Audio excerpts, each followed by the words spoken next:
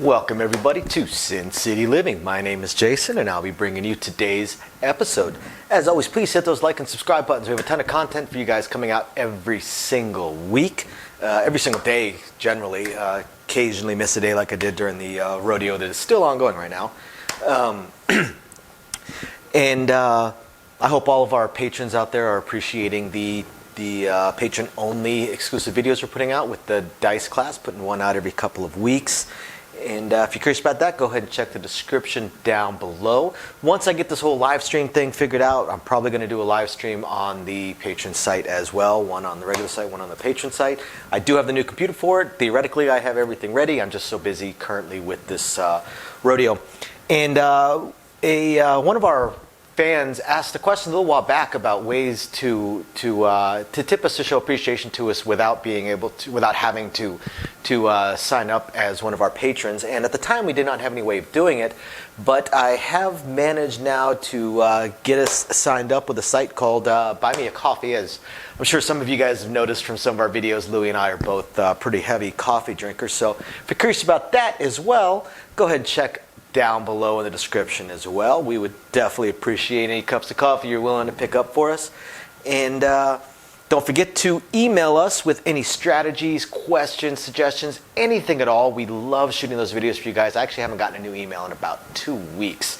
And also, don't forget, anybody that may be interested in one of the small Sin City Living neons that we have, just email us that as well, sincityliving@gmail.com. Otherwise, I'm going to go ahead and get into today's episode.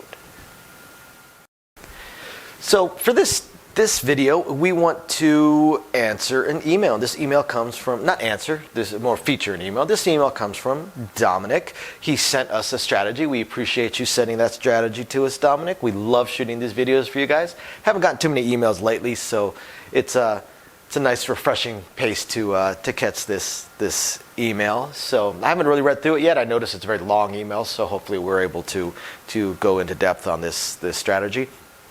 And thank you everybody out there that has bought us a cup of coffee so far on our tip jar. We appreciate it. Those of you guys that maybe have worked in this industry or similar industries will understand what I mean when I say I basically live off of coffee, nicotine, and some of my old Airborne Spite. So let's take a look at this strategy. What does Dominic do? Okay, so he says he has a strategy that combines two other strategies, which makes sense. Like we've talked about before, there's really only 4 strategies in craps. Everything else is a tweak, a variation, or a combination. So he's combining a couple of strategies and just wants to show it off to us. So let's see what we've got. So he says it's a combination of the iron cross with single unit presses and the don't pass iron cross with no pressing. Okay, that's interesting. Let's see where this is going. So of course the goal is to try and catch long rolls and streaks, which is the goal for any strategy. And it says either good or bad streaks work. Definitely curious to see how this is going to work, because typically when you're trying to catch both sides, you just slow down your win significantly, but let's see. So he says, well, watch the table for a few shooters and join whenever you feel comfortable. A lot of players will do that. They'll well, not a lot, but some players will do that. They'll watch the table and they'll try and find trends in the dice. So yeah, play whenever you're ready to play. So he says if you start after a 7 out, he says start with the don't pass iron cross. Okay. So his iron cross single press, pretty basic. He's starting on a $10 table, so he does the $10 pass line bet with odds, but that is, of course, optional. And then the typical $10 field bet and the 51 action on the 5, 6, 8. So the standard iron cross, this is the correct iron cross. A lot of people will play the iron cross because they saw it on some YouTube video, definitely not one of ours, and they play these numbers, but they play an equal number of units. So they end up making next to nothing every time something rolls. This is the proper way to do it, where you're actually 1 or 2 units higher on the 5, 6, 8 versus your field bet. That way when one of these numbers roll, because there's a high probability of these numbers rolling, you're actually winning something instead of just a couple of bucks. So he does a a 1 unit press. Basically anything that rolls that isn't the double or the triple, or double if the place double and double if you're at a place that only plays double on the 12. And he uses it to press the inside. He uses it to press the inside. So, for instance, if an 8 rolls, he gets paid $21, and he has a $10 field bet, so he's only making $11. So he's going to press one of these bets, but I don't know why I did that. He's going to press one of these bets, either $6 here or $5 here. He's going to choose one number to press, probably whichever one is lowest. If you're already into your presses, you usually want to press whichever one is lowest if you're doing a cross press situation. Unless you're going to press the same number to hit, which a lot of people will as well. So up to you how you're going to do it. So he's going to press at 1 unit. Should the 2 roll, he gets $20. He could press all 3, which is his goal. He's going to press all 3 because he only needs $17 to do that. And same thing if the 12 rolls. So he's going to keep pressing his inside numbers, the 5, 6, 8, the iron cross numbers, until he gets to the green, 25, 30, 30. Once he hits that point, then he presses up on the field bet and gets that up to 15. Now, if this keeps continuing, then you just go to whichever type of press method that you are comfortable with, that you prefer, to keep your bets going.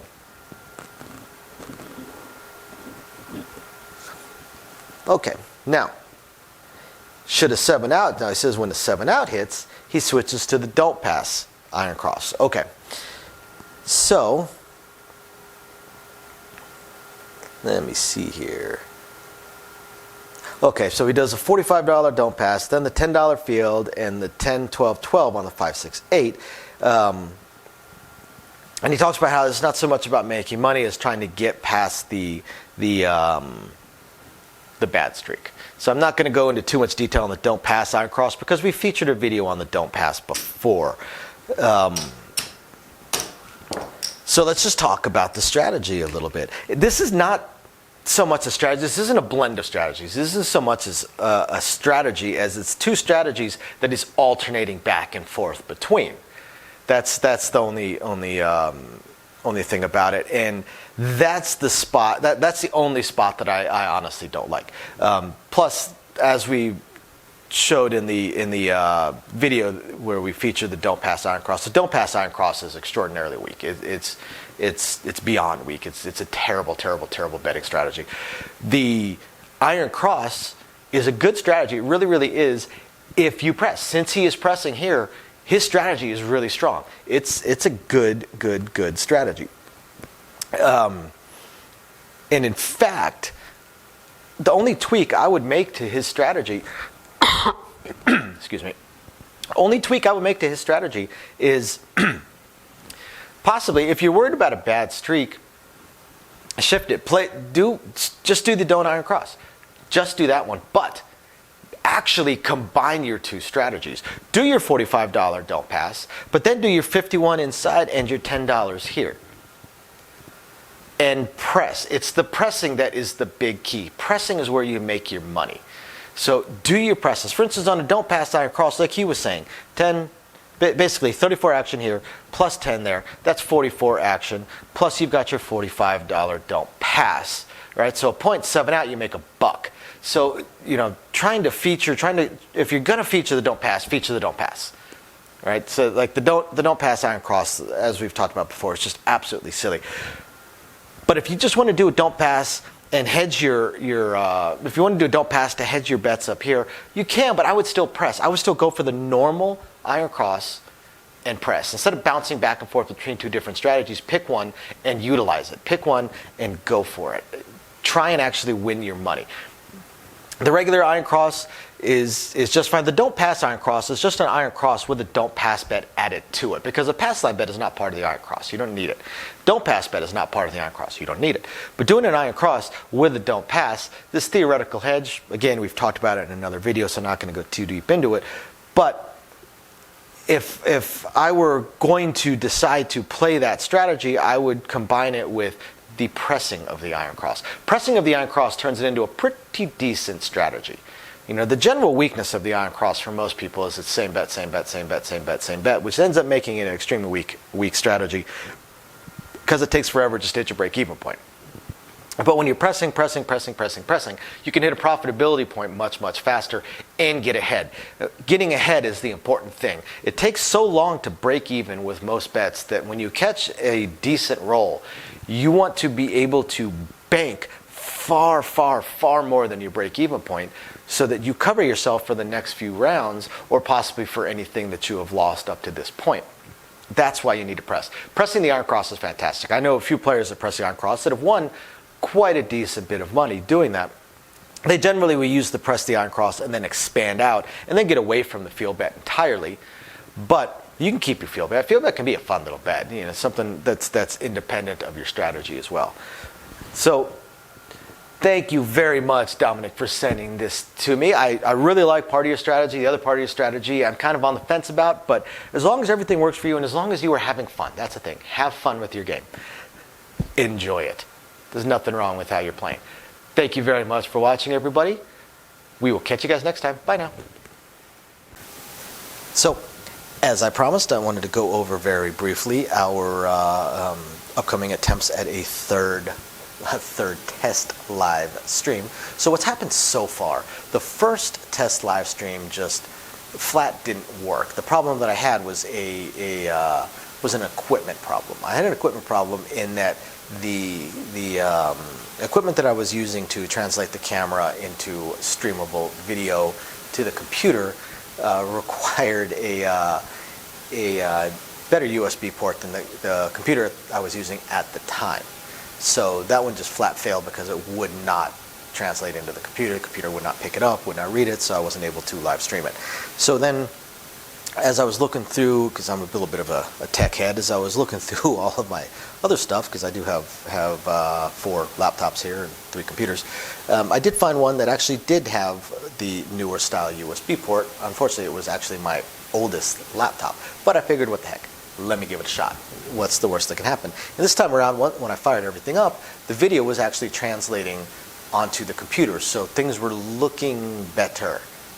But then when I attempted to live stream, the computer was not powerful enough to be able to translate it and then upload it sufficiently.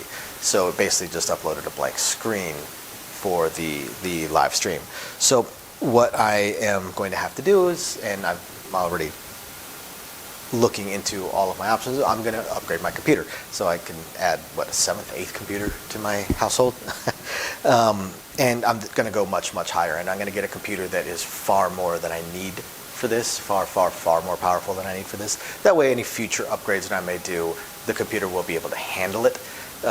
So unfortunately, this computer is going to cost me about 25% more, about 25% of what I've already laid out in all the equipment for this channel. So it wasn't something that I could just instantly buy. I'm probably looking at Black Friday or Cyber Monday. So hopefully I have it within the next couple of weeks, and then I'll do another test live stream and see if I can go from there. So I will definitely do at least one weekly live stream on our Patreon because they're the ones that are really helping us get this computer. And the other equipment that I'm going to get, because I figure if I'm buying the computer, I might as well buy the most high-end capture cards and things along those lines, get everything as good as possible, and then hopefully eventually get a better microphone for you guys. So yeah, that's where we stand on the live stream. As soon as I have the computer and I do the test, which will be in a few weeks, like I said, got to order it in a week or two, then I have to wait for it to ship. Plus, we have probably the biggest event of the year coming up, the NFR National Finals Rodeo. So I'm basically working 2 weeks straight, as is my wife. So not going to have a whole lot of time.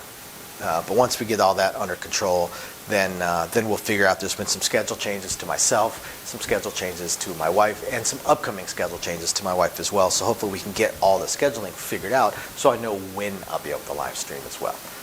My initial plan of Thursdays at 6 o'clock is already out the window. I'm at work at that point now. So we will get it all figured out, and we will let you guys know, I promise. And Otherwise, I hope you guys have found this interesting, enlightening, illuminating, or at least just plain fun. And we will catch you guys next time. Bye now.